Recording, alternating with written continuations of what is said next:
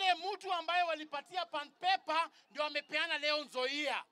Mimi nataka kusema leo, sisi kama watoto wa jamii ya Mulembe, tukiruhusu pan paper iende, Nzoia iende, hata watafika kwa nyumba zetu wachukue mabibi zetu.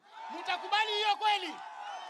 Mimi nataka kuwaomba, na nataka kutangaza leo hapa, Mheshimiwa Natembea, Mheshimiwa Eugene, ni lazima Waluya wajue yule mtu ameuza kiwanda chetu cha hapa ni Moses Masika Wetangula.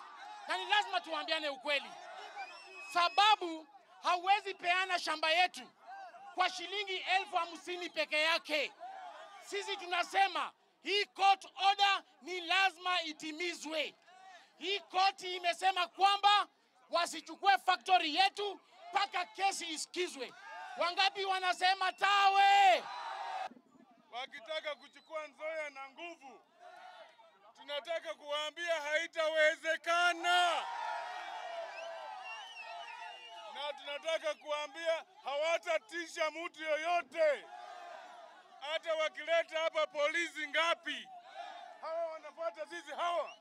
Na wale wengine wako mbele, tutatoa hawa leo. Sisi hatutishiki. Hii katiba ya sasa inapatia mwananchi uwezo wa kufanya kila anataka, bora tii sharia. Na tunataka kufanya maandamano ya amani. Hatutaki polisi watuingilie. Kama polisi wakuja hapa watulinde, walinde mtu yoyote asituchokoze. Lakini pia nataka kuambia tuko tayari. Nyinyi mko tayari? Leo tunataka kujua mahakama na Kasongo ni nani mkubwa? Ni nani mkubwa? Kasongo ni mlagai sio mlagai? Kasongo ni mfisadi sio mfisadi? Kasongo ni mwizi sio mwizi? Kasongo ni muuaji sio muuaji? Ruto must go. Leo tumekuja hapa kuhakikisha mali ya umma lazima ilindwe. Mali ya umma haitakuwa inapeanwa kama mandazi kwenye soko. Hii mtambo ni mtambo ya Wakenya. Na kama mtu anataka kuchukua mtambo wetu, aje aongee na Wakenya. Na tunataka kuongea tukiwa hapa, Ruto asikie.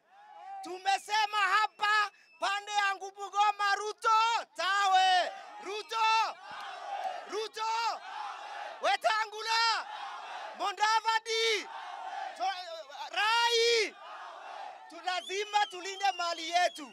Huyu jamaa ametuzoea. Kasongo ende asiende. Kasongo ende asiende. Ametuzoea. Leo hii Rai akiingia katika hiki kiwanda, kitu ya kwanza anafanya anaenda kufunga factory.